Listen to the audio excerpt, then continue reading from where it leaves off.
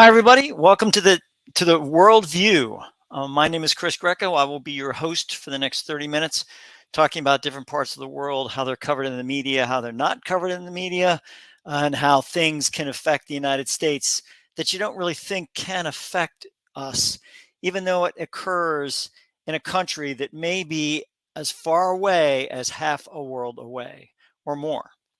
So I have to take a look at that, and actually, it would never be more than a half world away. Because, anyways, sorry, getting into data here. So basically, what happens is that last week and last shows we talked about 6 degrees to Kevin Bacon, and we talked about 6 degrees and how that works and all that. But now we have 6 degrees until 6 degrees until China, and basically what we're doing is we're focusing on countries that are being addressed in the media.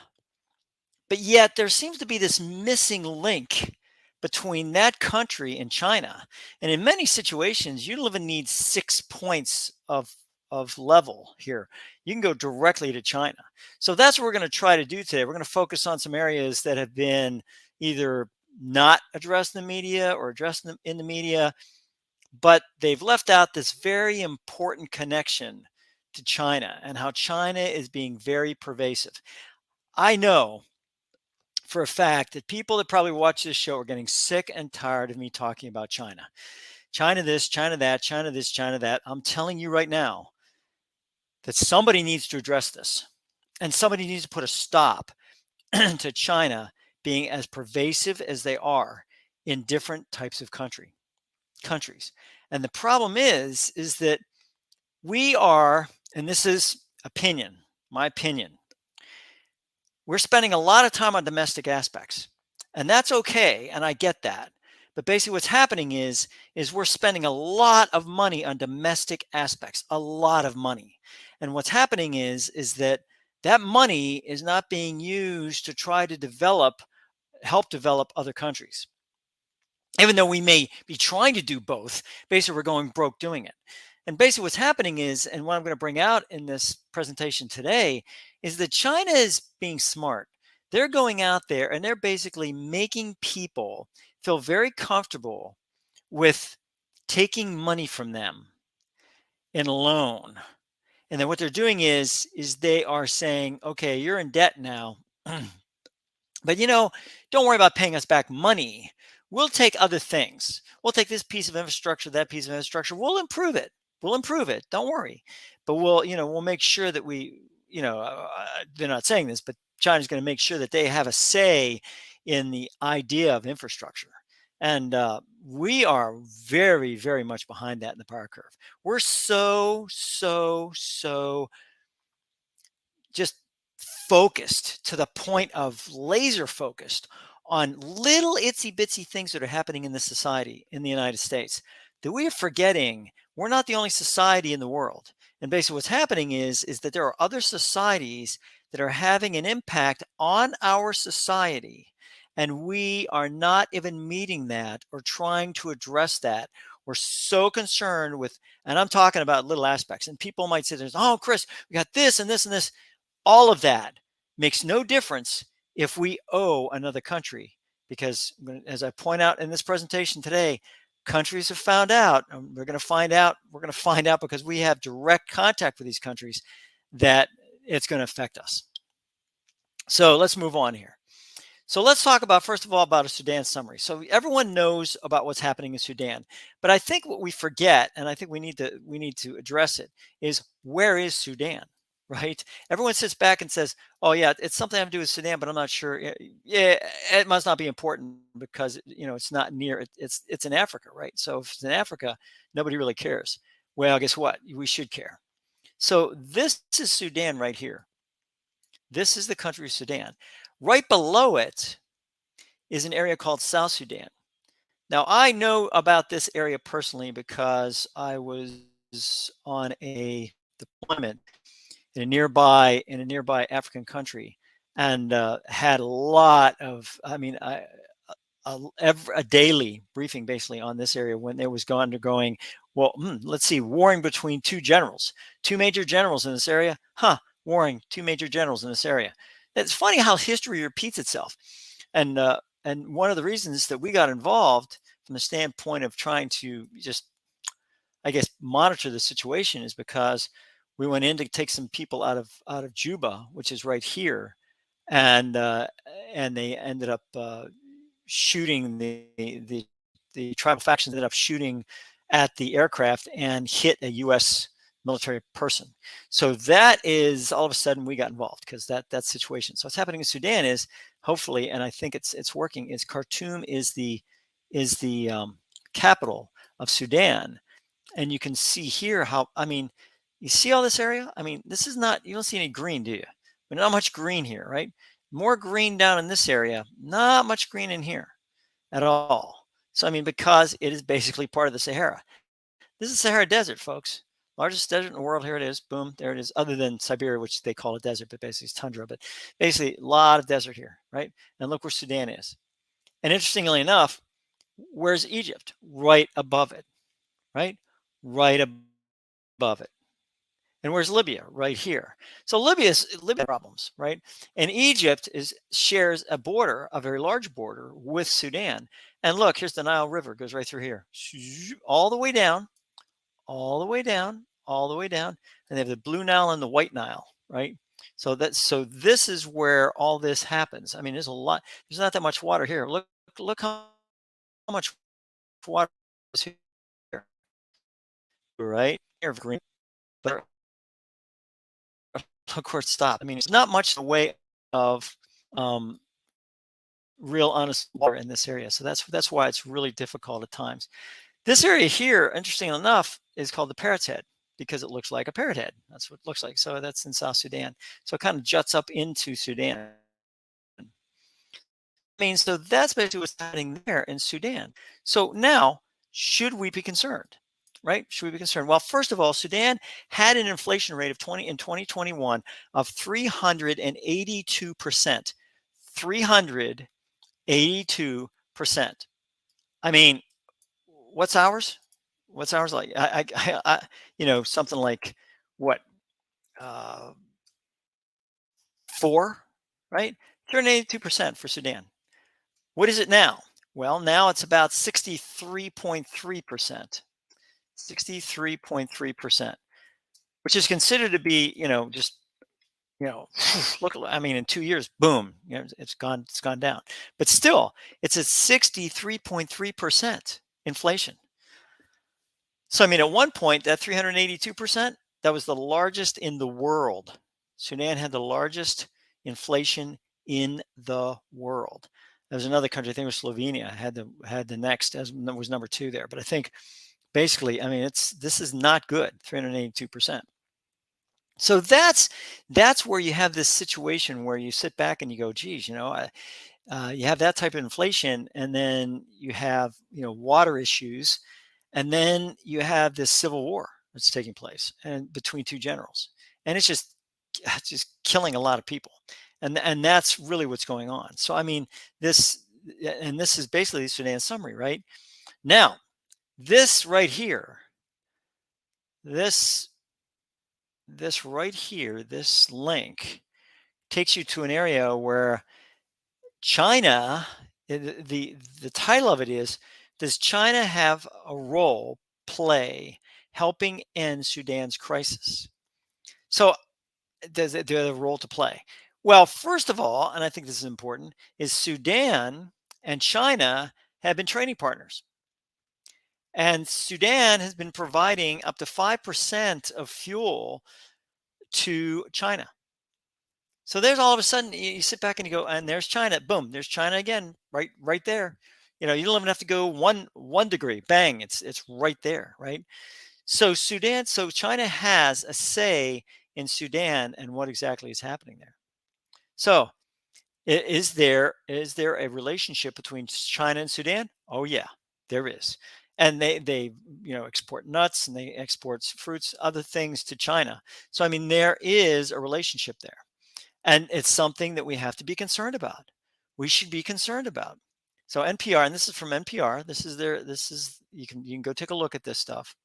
So let's take a look at Sri Lanka. Okay, let's forget Sudan for a second because the media is just focused on Sudan, right? Boom. Let's go to Sri Lanka. Sri Lanka was brought up a while back because of some issues with their economy. And where is Sri Lanka? Well, Sri Lanka is over here, right? Here it is right here. So there's Sri Lanka. And we sit back and we go, well, okay, Chris, so what?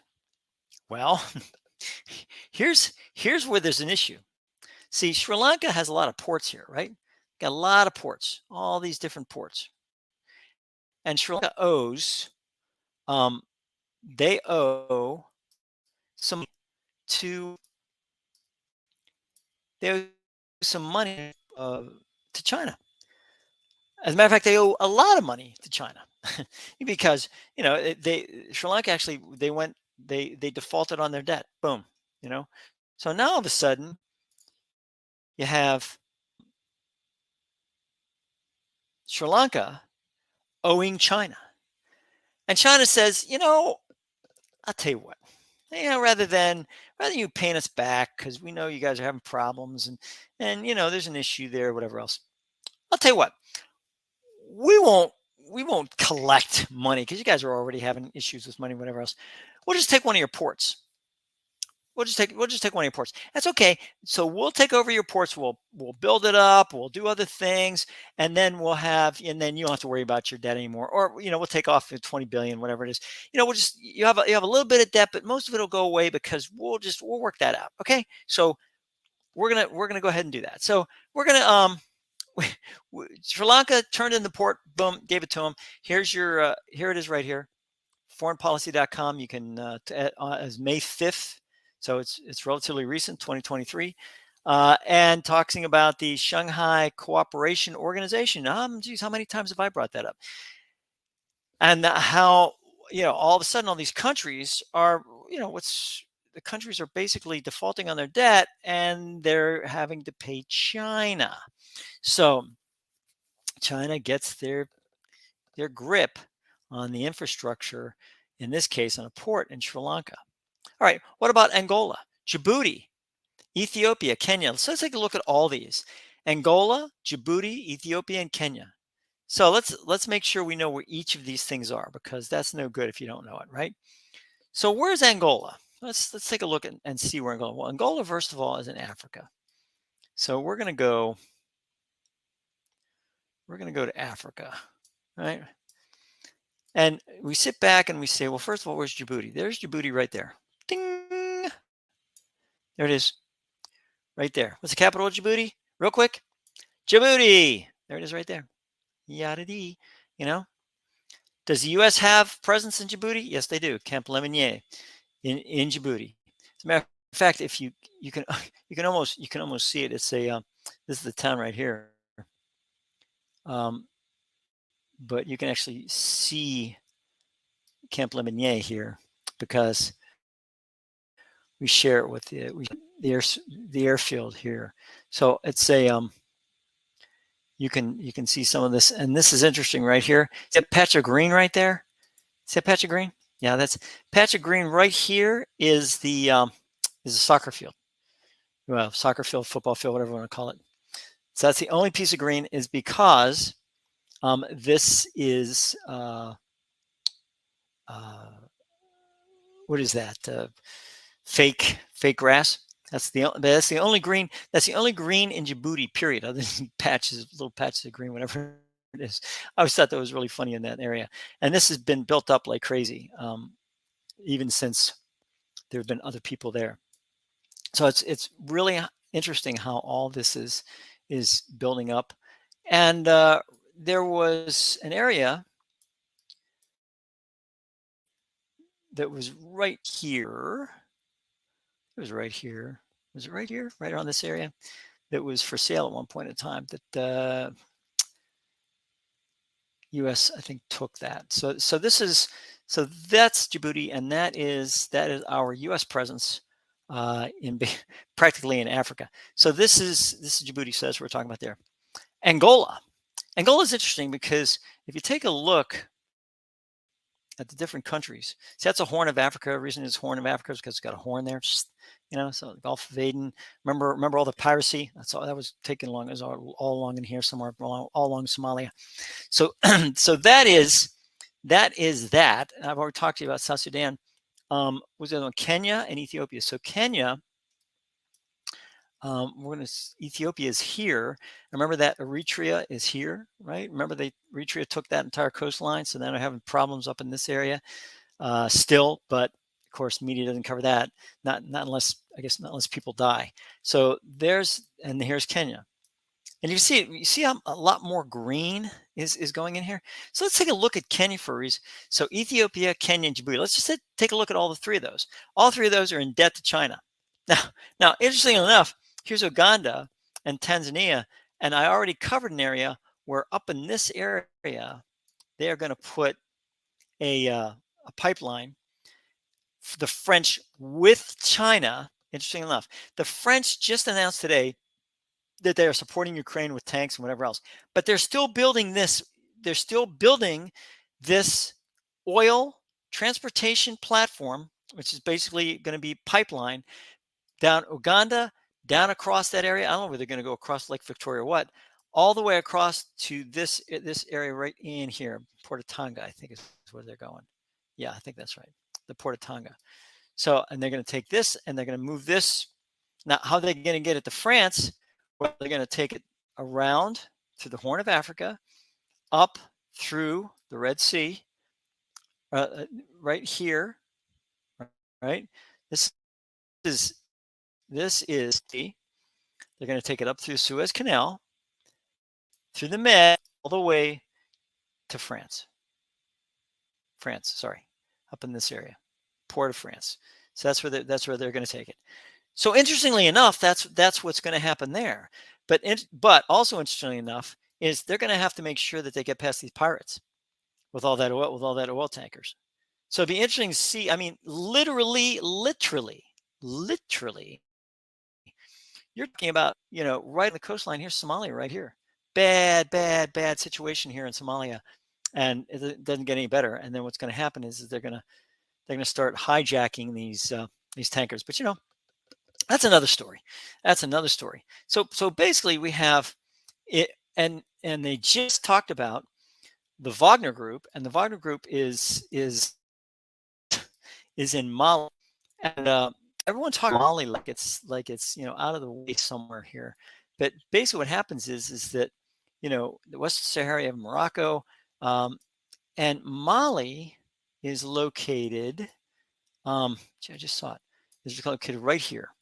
So here's Mali, and guess what? The Wagner Group, Russia, which is aligned with China, hence that 2 degrees of separation there.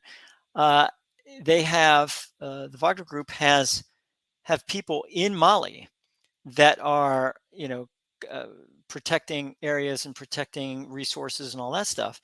But basically, what's happening is that I think it was Al Jazeera that said that they were happy to have them because they were stopping the infighting that was happening in Mali. So anyways, that's another story for another time. So that's what we're talking about. And when we talk about Angola, and I think this is really interesting to talk about, is Angola has always been kind of this really very tumultuous situation in Angola, always. Luanda and the Benguela, Lubango, all these areas, really bad situations, always in intertribal relationships, all that stuff. But Angola owes China. So now what do we have? Well, we have Angola, which is on the west side. We have Uganda, east side. Tanzania, east side. Kenya, east side. Ethiopia, east side. Djibouti, east side. So now what's happening is China, you can see, look at the area that they're going to encompass. They're going to encompass, other than South Sudan, they're going to encompass this whole area practically, except for Somalia. I mean, and they're growing. So, I mean, we sit back and we take this stuff and we say, oh, it's no big deal. In the meantime, we're sitting back and trying to figure out, what we're doing in with our country, which I get, I understand, we have to focus inward, be able to focus outward. But basically what happens is when you owe China billions of dollars, they're going to come collect. And I want to see what's going to happen because we owe China money. I know we owe China money. So what's going to happen when China comes to collect? Are we going to sit back and go, no, we're not going to pay you? Or are we going to, how is that going to work? So the SCO is growing. The Shanghai Cooperation Organization is growing, and it's growing in leaps and bounds. India is trying to play both sides of this. I do not trust India at all because anybody that plays both sides, that tries to remain neutral, has a political agenda themselves. Basically, what happens is the SCO, China in particular, has both Pakistan and India as their possible memberships. So I want to see how that, China thinks of themselves as big peacemaker, but I think China doesn't want to maintain peace. China wants to have countries where they can get in and get infrastructure. Their empire building is not through military force. It's not through any of that. What's going to happen is they are going to take countries by infrastructure slowly but surely, and then they're going to put their fist around it. And this is what's going to happen with this. And we got India they're aligned with the U.S., Australia, and Japan in the quadrilateral security dialogue. So the QSD they're part of, and they're part of the SCO, which is in complete opposite of what the QSD is all about. So what does it mean for us? Basically, what's going to go on is we're going to have an issue where we're going to have to start making choices as to what we want to do with this whole situation. Um, uh, Zelensky just met with Germany. He met with Italy. He met with France. He did the world tour, European tour. I get it. You got to get money, right? To continue a war that doesn't seem like it's ever going to end. I mean, it's counteroffensive reminds you of World War I trench warfare. But this is what's happening. So right now, based on population density, the United States is giving about the same as Canada, but monetarily, we're giving a ton of money. I mean, almost literally a ton of money to Ukraine and to other countries that need it, as well as trying to do stuff here within the domestic area that is turning out to be a problem. So that is what's happening there. And I think it's very important to understand again what we're talking about when we talk about the world. And I mean, it's a situation where when you have India and they always say, look, we're bordered by basically two enemies, which I doubt very much. To Pakistan, which they consider to be an enemy, it's bordered here. But then you have China here, which is you got plenty of mountains here that are that everyone's got to cross to be able to get to the other area. So that's where you have this this India issue. But then you have BRICS, right, which is Brazil, Russia, India, China, and South Africa.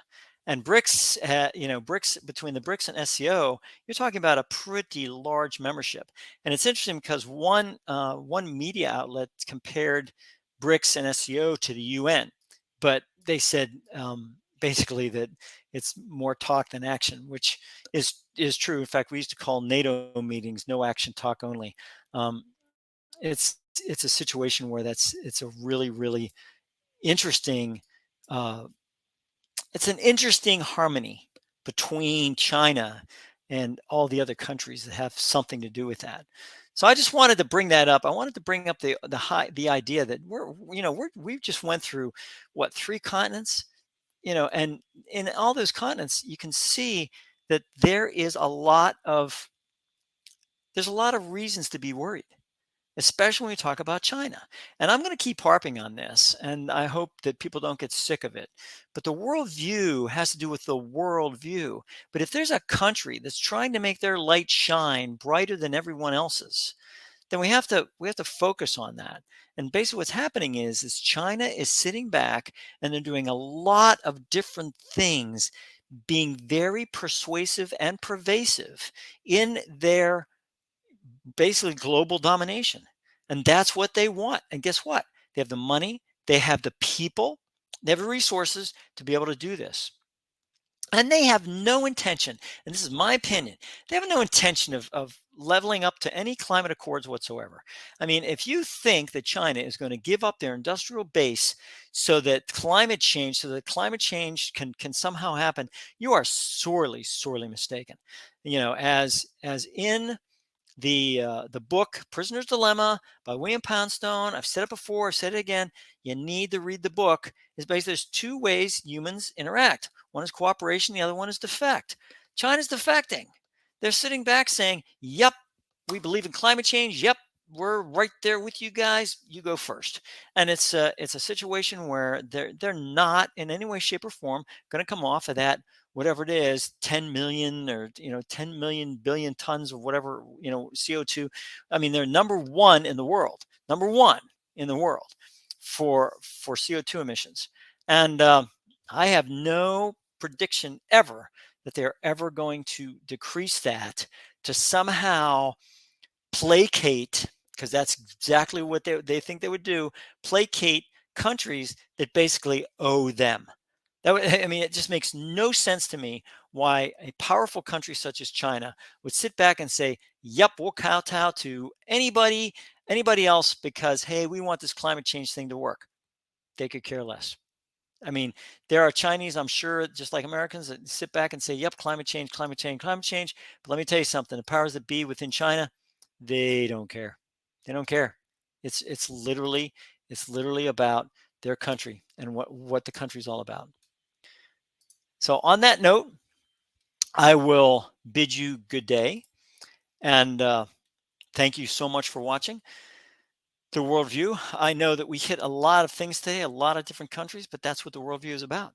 The worldview is literally about all the things that have to do with the world. So we're trying to hit different parts of the world and give you a solid background as much as possible. I put the references in there. Please go see them. Go take a look. Don't believe me. Go out and take a look for yourself. And I think that's important. If the United States of America, specifically the citizens, don't start going out and finding out about what the world is and what it's about, we're going to be left behind. We're going to be left behind. And along with civics and some of the other areas, you have to make sure that what you do is you take a look at geography and you take a look at geopolitical and cultural aspects that have to do with that. And if you do it, you know, I think what's going to happen is people are going to, as they become more and more understanding and more smart, just informed about what's going on, I think that their worldview will be much expanded. And suddenly they'll realize that what's happening is that we are so ingrained and so self-absorbed with this United States cultural, whatever you want to call it, is that we are sitting back and allowing countries that are basically less freedom oriented than we are to go out and empire build. If that's what we want to do, then that's what America is going to be. America is always going to be that one step behind.